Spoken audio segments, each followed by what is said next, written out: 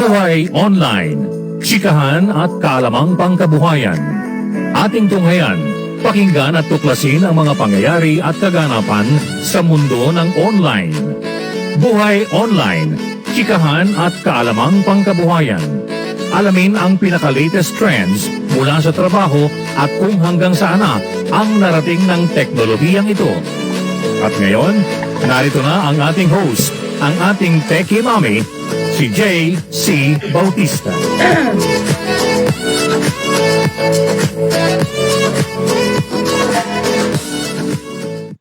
Hello, happy Wednesday, everyone. I think I'm a bit late this morning. Pasensya na po. Napakainit. Sobra. It's getting hotter even. Well, here in Pampanga. Well, mainit din over the Philippines, I'm sure. Pero napakainit. But anyway, Wednesday, happy Wednesday, everyone. It's April 14. I actually can't believe it na, diba? Parang kaka-Happy New Year lang natin. Can you just believe how fast the days are going? Tapos na yung first quarter ng taon na ito. Ano ba yan? April na tayo, right? April, towards May, magiging summer na. Ano ba? First quarter of 2021 gone. And what? The situation is not better. It's worse, actually. Not just here in the Philippines, but all over the world. Of course, most of the countries na infected, hindi bumubuti. Pero, syempre, hopeful lang lahat because of the vaccine ay bubuti na. But really, when you think about it, no, you wake up every day thinking na, ano ba yun? The situation is the same. And compared to Japan, mabilis na medyo yung paggalaw ng vaccinations dito sa Pilipinas, because I teach ESL online, and to Japanese students, to European students, to Taiwanese students, Koreans, and in Japan nga mas mabagal pa sa kanila. Ngayon niro-roll out pa lang, ini-injection pa lang yung mga medical workers nila. Of course, in America, most of my relatives and friends have been vaccinated sa America. And ako, I'm waiting for my turn here sa Philippines. Na-miss ko na yung chance ko magpa-vaccinate doon sa America. But I will wait here. Some of my relatives here have already been vaccinated. Okay, mga senior na mag-anak ko na bakunahan na. Tatanungin niyo kung ano, yung iba, AstraZeneca yung na-inject, right? Tapos, ayun na nga, because of the parang mabagal na way na binibigay yung vaccine, diba? People are already resorting to privately to buy the vaccine. Yung sister ko na binaccinate sila ng asawa niya at saka ng kasambahay, libre yon sa Marikina. AstraZeneca yung binibigay. Pero yun na nga, libre, fine, pero doon sa gusto na talaga mga ibang mabakunahan ng ibang brand, right? And they can afford naman to buy. Yun na nga, nag-order na sila ng sarili na ng vaccine, because some places in our country, mabagal ang usad ng pag-vaccinate. Kagaya nga nung, I have some friends who live in Quezon City near the Tandang Sora area. Doon daw, tagal na sila nag-register pero wala pa binibigay na schedule. As opposed to yun na nga yung Marikina. Tapos na yung mga senior citizen doon, mostly, right? Yung mga bata na nga ang pinaschedule. Actually, yung anak ng ate ko, they were already being scheduled to have bakuna, and that's not senior citizens anymore, right? Anyway, sana, okay, and I heard na meron na naman dumating na donation sa China ng Sinovac. Pero, again, ulit, hinahanap natin yung ating in order, supposedly, right? That we wait alone for. But anyway, okay, so enough about the bakuna and the virus.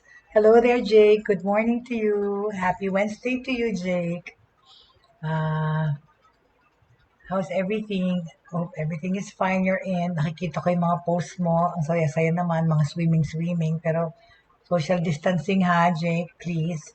Dahil alam niyo naman, nung naging complacent tayo ng mga holidays, yan. tumaas tuloy yung number of infections. But anyway, so let's go back to the subject of what we're talking about this week. I mean, from the past few days, it's about the impact of social media sa ating mga buhay, right? Sabi nga natin kasi, right? Social media has created quite an impact, especially that most people nowadays are spend more time online because as social media's growing impact on our lives are it's beginning uh, to really be important, no, in people's lives. Pero as we were talking about, merong pros and cons to, okay? Kasi nga, yung social media use has skyrocketed over the past, di ba? So, gaya ng sinabi natin, nung araw pa kasi nag-proliferate nung late 90s to early 2000s, right? Na 70% ang exponential growth ng paggamit ng social media, 70% from 2005, okay? Yun na nga yung growing number of people using noong araw. Ano pa yan, nag-umpisa pa to nung araw yung Friendster, di ba? Friendster was a community already that was built before Facebook. Yun nga lang talaga yung Facebook ang talagang naging widespread ito at saka yumaman to si Zuckerberg na batang-batang nag-umpisa nitong community na to ng social media community. And of course, in Instagram, Twitter, Snapchat, and other social media platforms, WeChat sa China, Line sa Japan, KakaoTalk sa China. China, maraming na-develop na mga social media apps and software eh. And of course, yun nga, Viber, Skype, no? At saka yung time that people spend on the internet has already doubled, tripled, whatever, quadrupled. And siyempre, it has been a concern na rin kasi naapektuhan na lahat ng aspects ng social media, yung mga hindi lang mga parents, hindi lang mga teachers, kundi pati policy makers, di ba? Kasi kahit sa politics or sa mga gobyerno, gamit na yung social media. Yun, pag kampanya, di ba? Pag campaign, pag mga elections, social media campaigning or promotions ay naging importante, right? We visited and talked about social media and relationship, di ba? Kasi nga, sinabi natin, being on social media is eating away or naapektuhan yung face-to-face interaction, face-to-face relationships. I, for one, of course, experienced that perennially throughout my life, throughout the day, especially ngayon nga, of course, my new life is with my husband and with my son. And lahat kami, of course, most of the time, most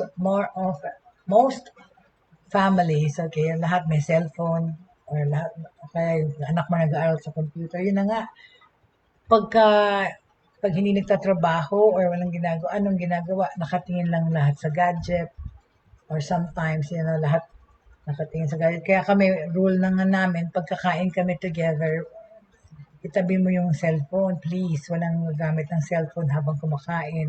Because parang yun na lang nga yung bond nyo as a family when you eat meals together and that you are face-to-face and talking to each other, not looking at the screen of your cell phones, right? Yun nga, I think it also, social media affects real-life personal relationships as well, okay? Yun na nga yung social displacement na sinasabi, right? Kasi ang social displacement, hindi lang to panahon ng internet eh. Even nung araw, right? Yung telepono, nung nagkaroon ng telepono, yun, nagta-telebabad ang mga panahon namin noon, telebabad naman ang nangyayari. Diba, pag uwi mo galing sa eskwela, yun, kausap mo, boyfriend mo, barkada mo on the phone. So, ganun din yan. So, it's like over 50, 100 years old rin yung pagiging socially displaced. Yes, yung mga relationships, personal na apektuhan ng ganun, social media. And that social media is, talking on the phone, right? And then, sa mga pager, or tapos yun, na nagka-internet talaga, yun, naging worse.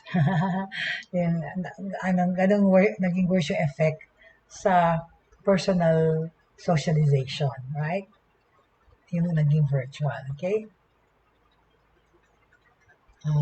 Kasi, di ba, Social media directly displaces meaningful interaction with close relational partners. Kasi, ang isang rason dito is because we tend to interact with our close loved ones through several different modalities. Yun nga, iba-ibang paraan tayo ngayon makipag-contact sa ating mga mahal sa buhay.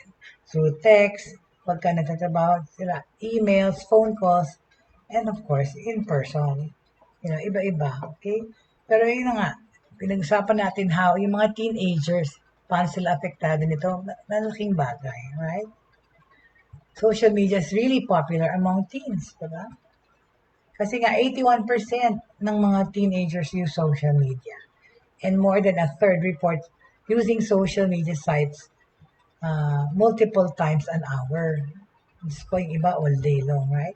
These statistics have risen dramatically over the past 6 years, likely driven by increased access to mobile devices. Yun na nga with the proliferation of gadgets and ways and means para magka-internet o gumamit ng internet, whether it's on the cellphone, tablet, desktop.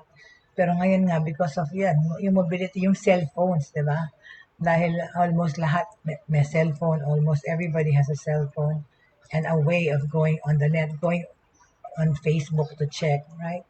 So, yun ang isang rason, right? Is the accessibility to mobile devices. Siyempre, ang rising along with the stats, yung growing interest in the impact that social media is having on mga teenagers sa kanilang development, sad to say, pati psychological well-being. Yun na nga, yung mga generations, from the millennials to the generations XYZ, okay? There are risks and opportunities, diba, para sa mga teenagers of being online and in social media. Yun na nga, ang mga benefits ng social media sa mga teenagers is yun na nga, they're expanding their social networks, it keeps them in touch with their peers and faraway friends and family, lalo na in this pandemic situation when tayo dito sa Pilipinas, when we are asked to stay home and that schools are closed, physical schools are closed, and they are really confined to their bedroom or sa sala or any part of the house where nag-internet sila. It is, di ba? It is also a creativity outlet. Totoo naman eh. Ang social media, in a good way, has become a venue para ma-exercise natin ang ating creative skills, maisip natin ng mga ibang paraan kung paano tayo kumita, kung paano tayo mag-socialize, right? Yun na nga. And so doing, yung pagsa-socialize sa social media, hindi lang yan para makamit ka ng ibang tao or makamit new friends. Yun na nga, nagagamit na ito in a big way, sa kapangkabuhayan, right? Because in social media, yun na nga, social media marketing, nag-proliferate yung mga ahensya, siyempre mga ibang ahensya, mga advertising firms nagsarado na because yung social media marketing, all you need to do, of course, is to have online presence there, and everything is virtual na, yung dealings, wala ng person to person, mga pagkuha ng endorsements or pag-promote ng brands, we have been using social media marketing for this. And in a big way talaga, ang marketing na naapektuhan ng social media. Sorry. I'm having allergies today from the heat and dusk. So, nangangati yung throat ko tsaka ilong. Hindi COVID. I'm so sure it's not. Okay? But anyway, there are risks, of course, of course, we're saying na yun talaga, ang creative juices na exercise sa social media. Yung mga teenagers, okay, more than a quarter of the teenagers are it says that they think that it's very important to express themselves, right, on social media, right? Kaya lang may risks, okay? Kasi nga, because open ang internet, like nasabi ko na sa past lessons, nasabi ko na sa past talks, na the internet has so much information, sometimes too much information, that it gives easy access para sa ating mga kabataan to look at inappropriate materials. Even nga yung mga bata, yung mga pag hindi mo nilagyan ng security or ano yung kanilang titignan mga websites. Sometimes, di ba, yun na nga, kung ang anak mo mahusay rin pa rin magkuting-ting technically, kaya niyang pumunta kahit sa site, no? Pero, yan na nga, they can have access to inappropriate content. Yung mga ibang mga kabataan who use social media says that often or sometimes they come across yun na nga, racist, sexist, homophobic, or religious-based hate content in social media. Talaga naman, nababasa mo yun. Makikita mo yun sa Facebook page ng somebody or sa Instagram because yun na nga, it's a free venue. Buti na lang nga, yung Facebook rin or Twitter or most of these social media platforms, meron na silang censorship. Pero of course, sa milyon-milyon na kasali, hindi nila yun lahat natututukan. That's why there's those facilities like in Facebook to report such inappropriate material or inappropriate behavior ng mga tao na sumasali sa social media communities na yan. Kasi nga, as much as there are a lot of people who are creative enough to use their creativity for good and for their enhancement or para magtrabaho ng mahusay or to give their services, marami ring masasama na tao pa rin na ginagamit yung social media for their own gains, like those cyber criminals, like I said. Cyber criminals in the sense na making money schemes or at the same time victimizing people, for yun nga yung sexual reasons, yung mga pedophile na nagkalat din. So yun yung mga pros and cons na yan. Masyadong open ang internet at ang social media na, it invites every kind of person, good and bad. Kaya now we're trying to talk about the good and bad of impact of social media in our lives, okay? But all of these benefits and risks, di ba? Paano naman naapektuhan ng social media ang cognitive development, no? Sabi nga, yung Children's Digital Media Center sa America said that a lot of digital communication that they used, and in particular, social media use seems to be connected to offline developmental concerns. If you look at the adolescent developmental literature, yung issues nila facing the youth are what? Sexuality, identity, intimacy. Yan. Ang mga yan, naapektuhan ng social media. Bakit, di ba, nagkakaroon, meron mga instances already na nagpakamatay dahil nag-break or nagpakamatay dahil na yung kachat pala niya ng ilang time, ilang months. Finally, nag-meet up sila, pala fake news, fake identity. It could be a cause for depression and also yun na nga yung mga sexual crimes na nababasa natin or napapanood natin sa Tulfo na related to social media dahil sa mga nakikilala sa pagte-text or yung belonging to those mga date sites here, social media date sites. Ang Facebook meron siyang din dating component. Para siyang meron din siyang parang Tinder, yung mga ganyan. You have to be careful then, like what we talked about before, with the relationships that you build online. And then sometimes when you want to bring it to real life, be careful, okay? Kasi for example, kunyari, yung mga ibang mga teenagers or hindi lang teenagers, yung matatanda na nagchat-chat, na sumasali sa mga chat rooms, marami dito, or yung mga dating site na more often than not, kasi it's become a parang meat market. Not meet, M-E-E-T, tsaka M-E-A-T, in the sense that, some people go online and go chat online and try to belong to these groups and to meet somebody to have, sex with, and sometimes illicit relationships kasi may asawa na nagpapanggap dyan. Because nga, being on the net and being on social media, you can have any identity or any kind of, to present yourself, di ba? You can be anybody. So, at saka yung mga nagbablog, di ba? May mga vlogs and social media appears to be more concerned yun sa self-presentation tsaka identity. Yung mga tao. In particular kasi, exploring one's identity appears to be a very crucial use of visually focused social media sites. Tsaka yun na nga, yung mga pinapost na pictures, syempre, pagandahan, filtered, di ba? Ang daming fake news sa itsura dahil pwede mo nang ang daming app na pwede mo rin gawin para i-alter ang itsura mo na magmukha kang super kinis at super ganda or gwapo, right? And we don't know if this is necessarily beneficial or if it harms. Well, actually, both. Sometimes, of course, in a good way, people have made relationships because of, yeah, yung presentation, how they present themselves on social media.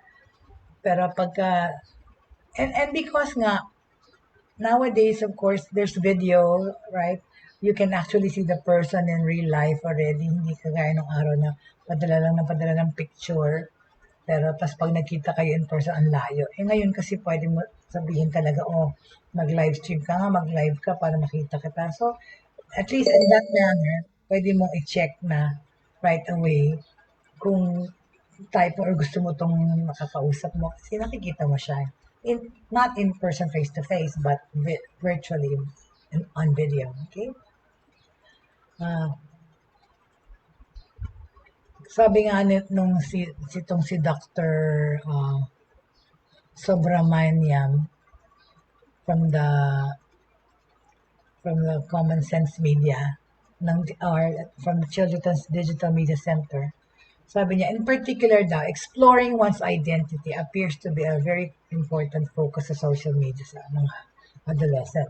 Whether it's Facebook, Instagram, there's a lot of strategic self-presentation nga kasi.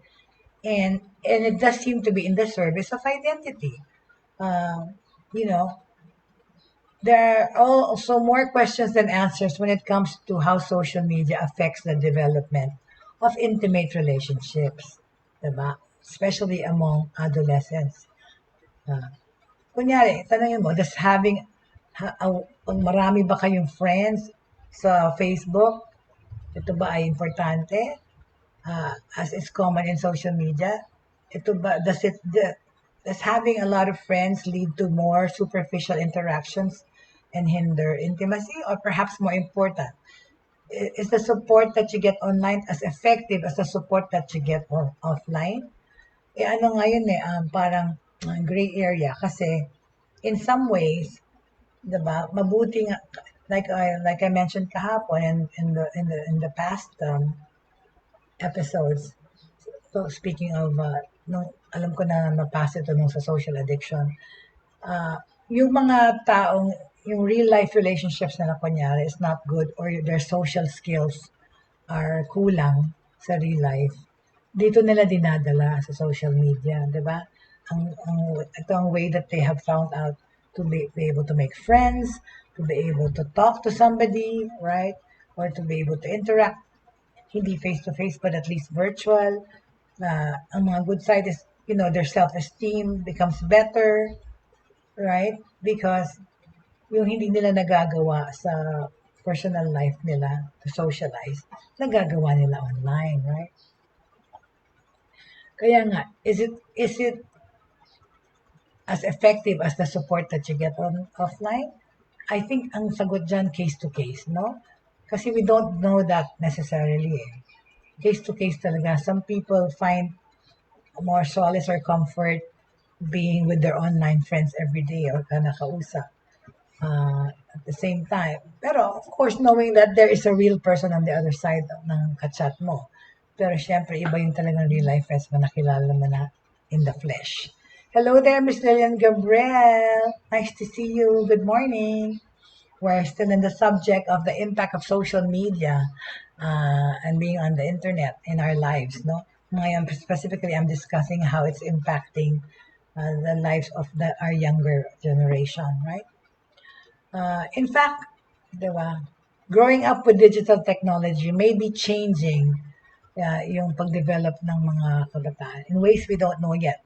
And these changes may in turn change how mga teenagers relate to technology, di ba? Kasi yung exposure to technology is happening so early. We have to be mindful of the possibility that perhaps, okay, there are changes happening na mentally, di ba? Well, it's actually not perhaps, sigurado, may affect naman talaga mentally and emotionally sa ating mga anak, sa ating mga kabataan, yung being exposed to technology at an early age. Kasi how our youth interacts with technology could be quality different from how we do it. Diba? Kung tayo na-expose sa technology, yung mas bata pa sa atin, iba-iba. Iba yung degree on how they process yung interaction nila in social media through technology. Okay?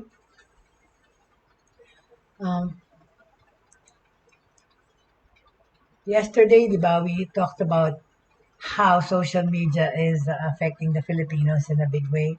Balikan natin yung statistics kahapon, right? Yung sabi natin,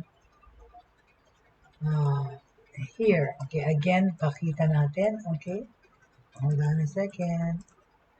Ayan, percentage of people using social media on a daily basis. Yan, right? 74% pa rin, ang top notcher pa rin is Facebook, right? Di ba talaga lahat tayo may cellphone at error, hindi maiwasang tignan yung latest post or i-troll yung crush mo or makichismis dahil nakakanood ka rin ng mga videos dyan sa Facebook. 72% sumusunod yung YouTube, right?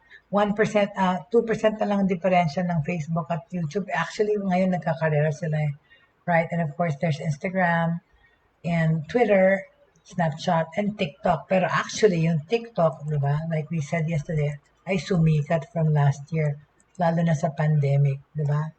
Na lahat halos nagti-TikTok, di ba? Sabi nga, yung nanay ni Ann Curtis nagti-TikTok, nag-TikTok na rin. Wala nang age yung TikTok, di ba? Hindi na, kita mo talaga yung mga titos and titas, sasayaw-sayaw sa Facebook stories mo. Right? But, to each his own, right? Different strokes for different folks tayo. Whatever makes you happy, diba? Yun na nga, yung gamit ng, pero, is social media good or bad for our mental health? Ayan ang tanong ko, diba? Unang-una kasi, hindi naman straightforward. There's new things to be learned about understanding mental health tsaka social media. Yun na nga yung na-mention natin before, yung tungkol sa social addiction. Hindi pa binibigyan ng mga clinical itong diagnosis ang social media addiction. Kasi wala pang pina-prescribe na exact medicine for somebody with a social media addiction. Well, unang-una nga, inaaral pa rin kung paano mo madidetermine talaga or ma-diagnose or if you can really diagnose somebody as being social media addicted. Pero syempre naman, social media can be positively fundamental to somebody's well-being for the reasons na sinabi ko na nga. Diba? Nakakatulong yan sa self-esteem, dun sa mga taong socially distanced or hindi sila magaling makipag-friends in real life, right? Pero yun na nga, like for my own, I've been, I think, on social media for as long as I can remember. Well, kasi when I was living in America, yun na nga, yung internet, yan ang buhay ko to bridge the gap of missing my family when I lived there for like 15 years. And I have succumbed to chatting online and endlessly just to talk to my relatives. Tsaka yun na nga, nasalihan ko na lahat yan from the very first chat relays like MIRC, Perch, Yahoo, ICQ, and lahat na yan. Kaya, yun na nga lang, di ba? Anong naapektuhan ba yan ng real life tsaka virtual? Kasi, yung things that you learn online, that is, dapat alam mo i-separate yung things na nakukuha mo online because of work at things na ginagawa mo related to work that you derive online. Like the data that you try to Google, ginagamit mo for work, di ba? okay lang yan. Ano?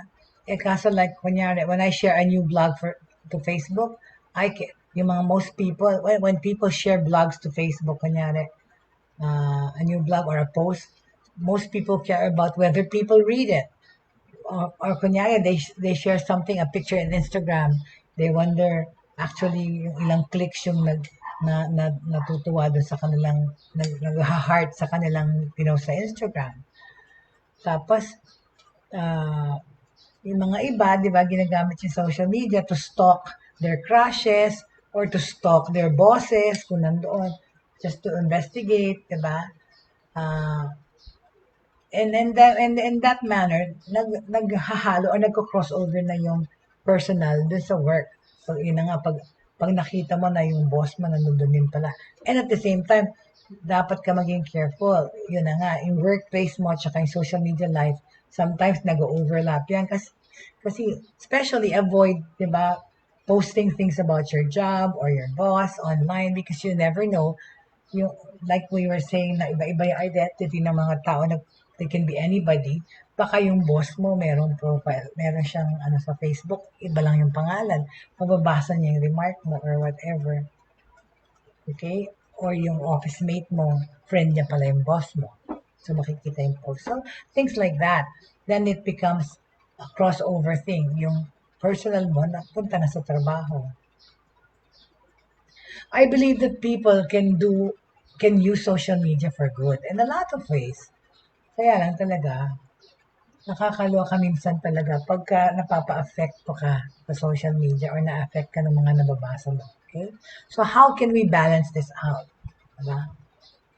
If you listen to TED Talks, TED Talks is a good source of excuse me, material and information at the same time. Dun sa TED Talks, merong psychologist si David Ellis. Sabi niya,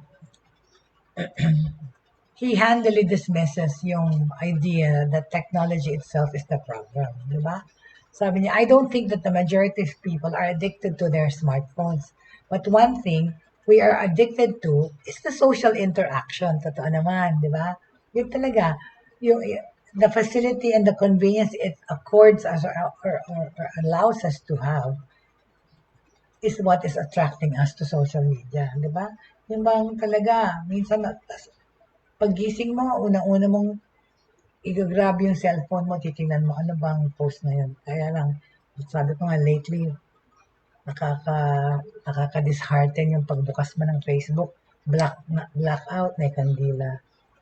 Or totally black, tapos yung mga condolences hindi na ayoko nang tingnan minsan kasi parang panay deaths, right, and morbidity. At, pero of course, nung wala pang pandemic, yun, pag gising mo sa umaga, buksan mo talaga natin siya, makikita mo ano ba yung kinain ni Piolo Pascual kahapon, kayo na umaga, or whatever, or yung cash mo, or yung stock mo, or yung idol mo, or yung, yung office mates mo, or yung mga kapatid mo, just to check aga-aga, that's what we do, and most people stay on it all hours of the day, if not 24/7, diba? Uh, uh, in other words, perhaps social media anxiety is created.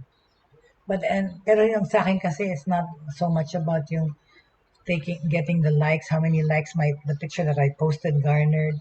It's so much as yung depressing news na pwede mo makita pag nagbukas ka ng social media. It pretty much goes back to ayun, parang pag news, di ba? Pag ayaw mo na manood ng news, ayaw mo na magbasa ng newspaper dati kasi nakikita mo pa death, destruction, hostility, violence, right? Yung gobyerno na nakakainis, di ba? Ayaw mo na tuloy magbasa, ayaw mo na magbukas ng social media account mo minsan, much less Facebook kasi yung mga negatives na nakikita mo, right? So, perhaps it was about the fact that as a human being, di ba, nag-evolve na ako to pursue social connections and to avoid disconnection at all costs. Meaning, hindi ko ina-allow na yung aking social media connections ma-harm yung aking real life connections. If not, if any, it augments my personal connections. Tama. Kaya ako nagsa-social media, which is actually ako talaga ang buhay ko online. It's because yung my network of friends, my most of them are the same. Yung aking connections or relationships personally are on Facebook or are on social media, and I've maintained those relationships, okay, and even divided my personal life to my social to my business life also online. I've already, I think, perfected that. Nasi-separate ko naman sila talaga, okay? Okay, so it isn't always easy, okay, to to balance that out. Kasi being on social media, it makes us vulnerable. Totoo naman. Okay? It's not easy, hindi madali, because chances are kasi your real life social world is separate from social media. Dapat ganun, okay? Lalo na in the year of quarantine, the question has changed from if we should share ourselves virtually to how can we be authentic online? How can we be real? Para tayo magiging magpapakatotoo online. How can we experience the connection that makes life, even a socially distant life, worth living, di ba? Pero yun na nga we have to make do with that. Well, of course, di ba, for those people that are online, that have maintained the relationships in real life, and on the same din yung kanilang friends socially online, I mean, on social media, it's easier to adjust, right? Life that way in a socially distanced life or face-to-face distance life. Kasi like for me, for my own, I talk to my family all the time, almost every day. I also talk to my high school, elementary, college friends every day, or practically. And we maintained those relationships even before the pandemic, and even more so now in the pandemic, right? Kasi nga, the good news is it's possible, okay? It's possible to maintain to balance our real life social world against social media life, right? The bad news is if you're doing it right, it might involve heart palpitations. Bakit, di ba? Kasi nga, talaga, this has caused a lot of psychological and emotional strain din to some people yung being on social media. Kasi nga, sometimes yun nga pagbukas mo ng Facebook mo tapos merong alarming news dyan, pwede ka atakihin sa puso dahil kagad mong makita yung bad news or sad news or exciting news, okay? That's why sometimes, di ba, we see people, our friends saying, I'm going to go through a sabbatical or magpapahinga muna ako sa Facebook. I will shut off my account, di ba? And ito, para mag-refresh to ng real life siguro, right? Because I have friends who do that. Yung iba talaga, binubura pa yung account nila sa Facebook only to come back siguro after a year or two or a few months after because para silang nagdi-detox, di ba? Para ka nagdi-detox niyan from social media eh. Understandable naman yan, right? So, what do you think, Jake? What can you say about what I'm talking about, huh? As a young person being on social media, can you tell me the good side of it to you? Ano ang pros para sa'yo? Miss Lillian Gabriel, what is the impact of social media on your life, professional and personal? I'm raring to hear from you guys, okay? Tell me how much or how less ang social media ay naapektuhan ng buhay niyo. Diba? Please feel free to share your feelings about this topic, okay? Yun na nga, yung iba, hindi lang sa Facebook yung ginagawa nilang pagpapahinga.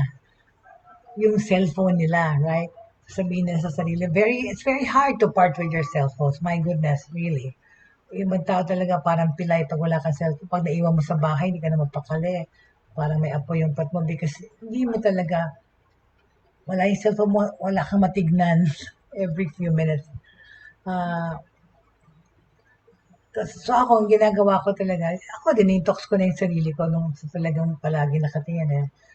Me, at the end of the day, after my work is done, I just leave my phone on the side and just let it rest too.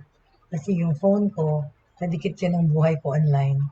So pag time ko na magpahinga, pahinga rin yung phone ko, right? Hindi ko siya itatabi sa akin para gusto ko, pag may vibration eh, gigising ka para tignan. Ay, please, ayaw ko na.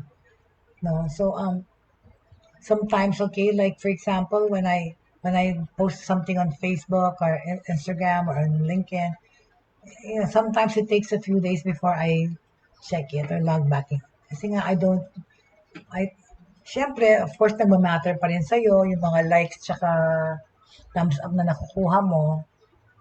Pero, yun na nga eh, kung ikaw, medyo mahina yung ano mo sa criticisms and stuff, huwag ka na magpo-post ng alam mong pag-uusapan naman or somebody is bound to say something. And not everything that somebody says to someone is good, diba? There's always gonna be people who are gonna be adverse to what you posted or whatever, or hindi nag-agree sa'yo, but kailangan mo na yung tanggapin.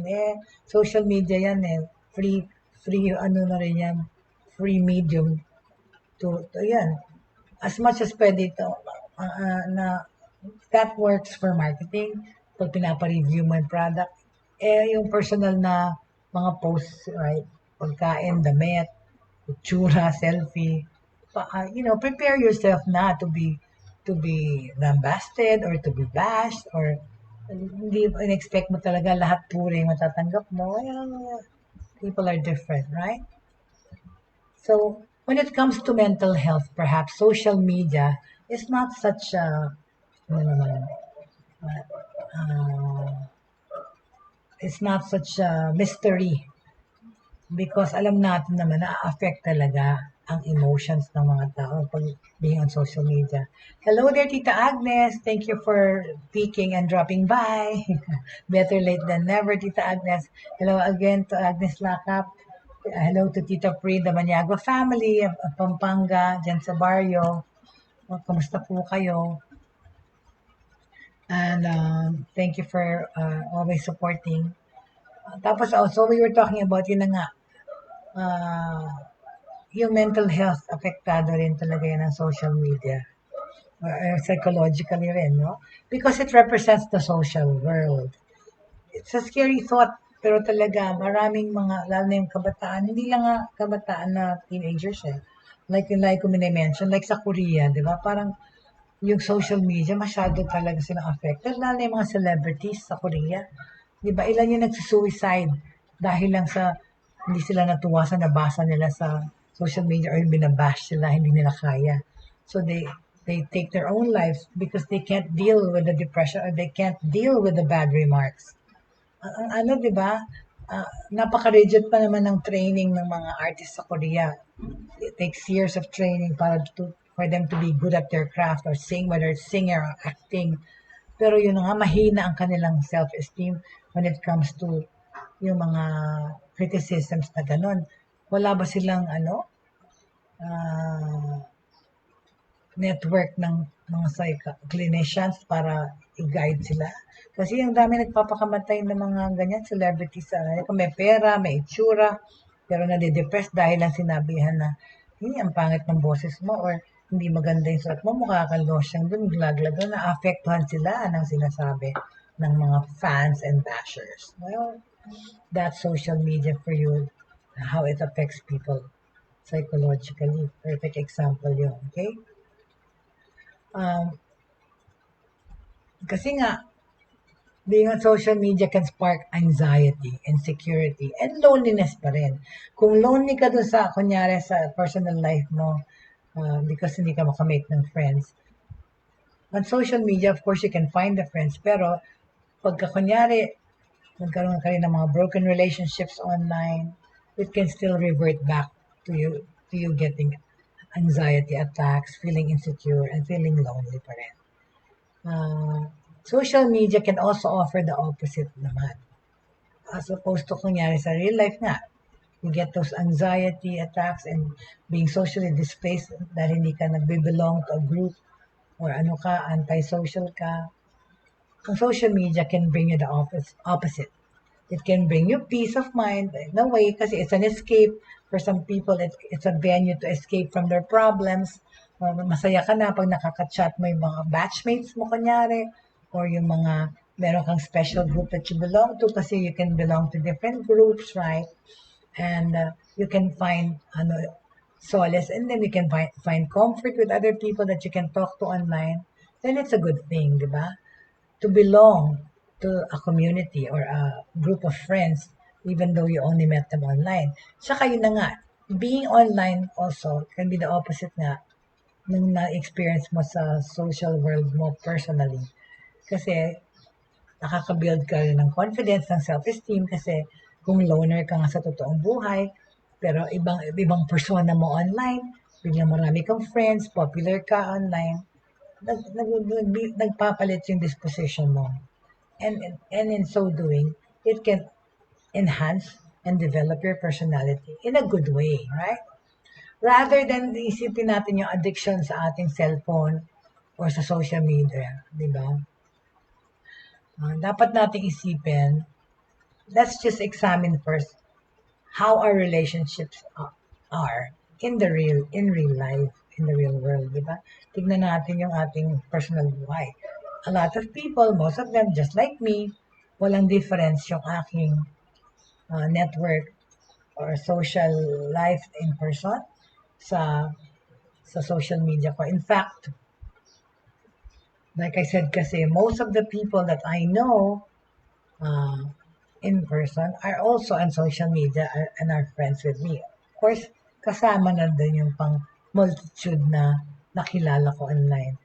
Pero kasi ang dami ko ring relationships na na-build online through the years because of my being online and in social media who are my real friends now to date.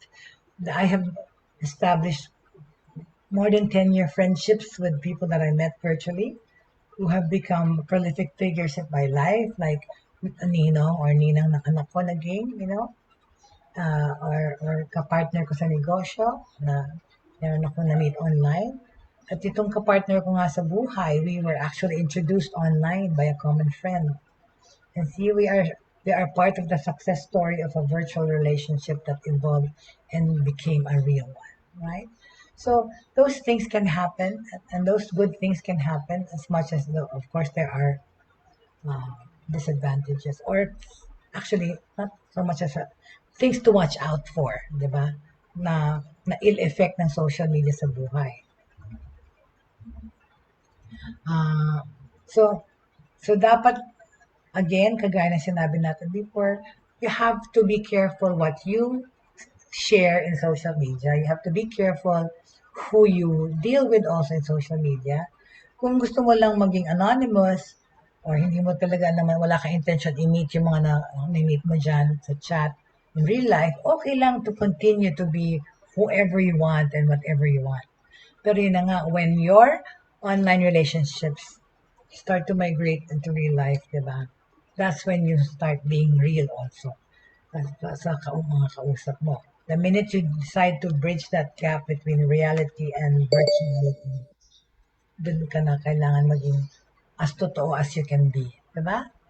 So, social media, okay, platforms, diba, are a central aspect, lalo na sa mga kabataan sa buhay nila.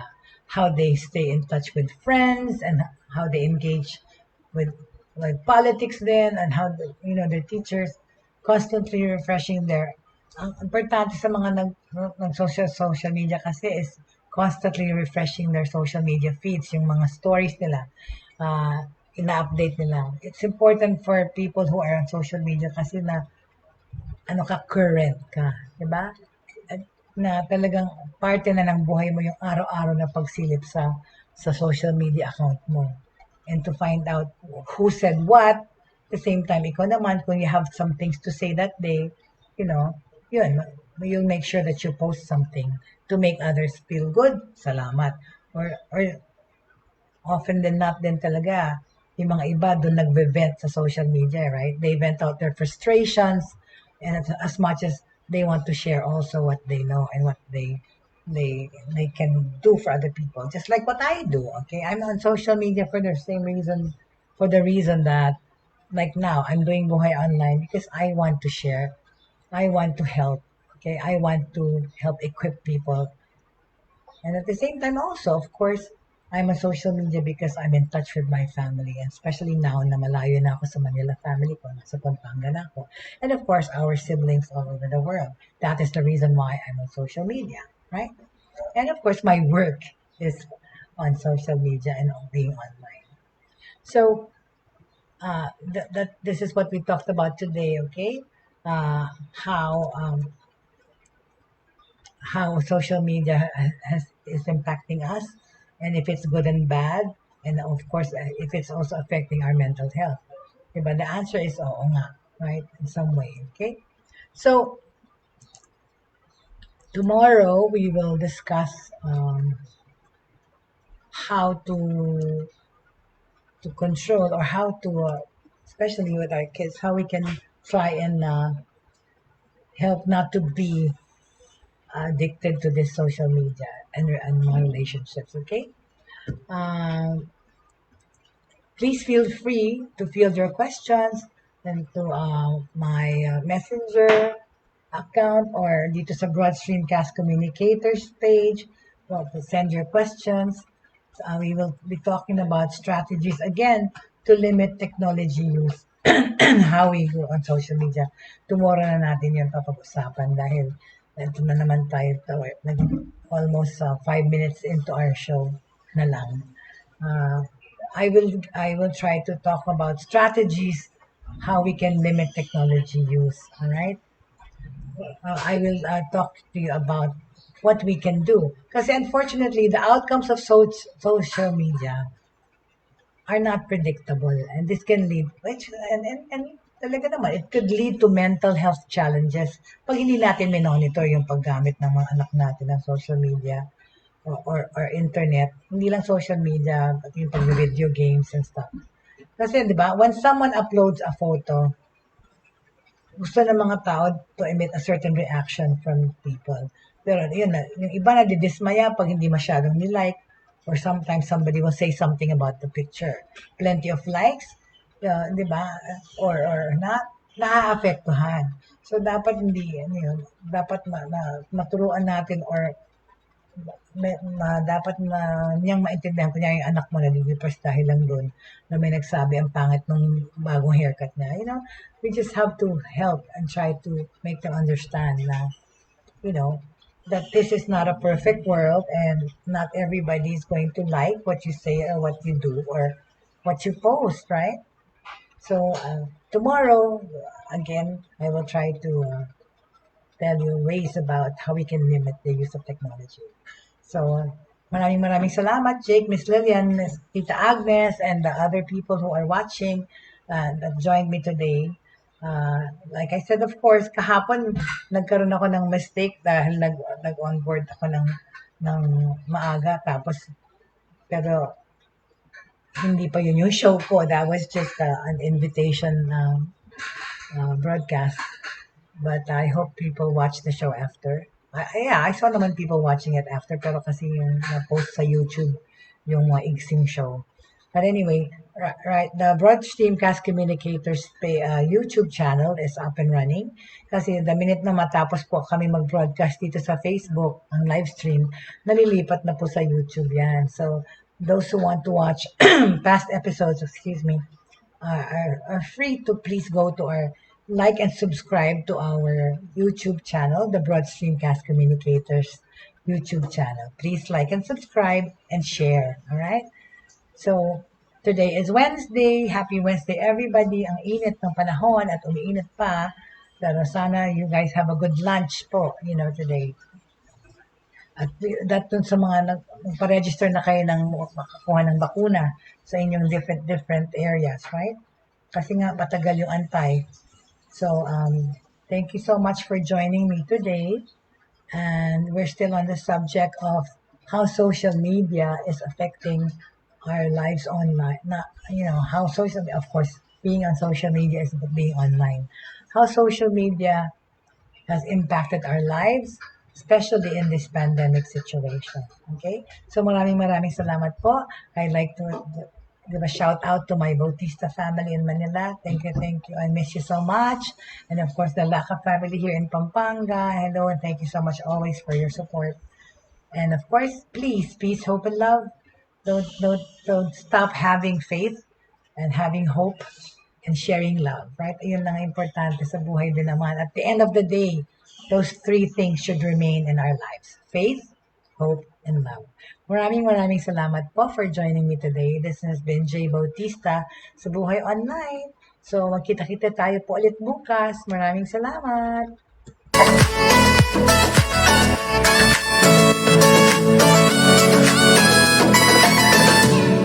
Inyong natunghayan at napakinggan ang mga makabagong pamamaraan sa mundo ng online sa pamamagitan pa rin ng Broad Streamcast Communicators. Hanggang sa muli, maraming salamat po.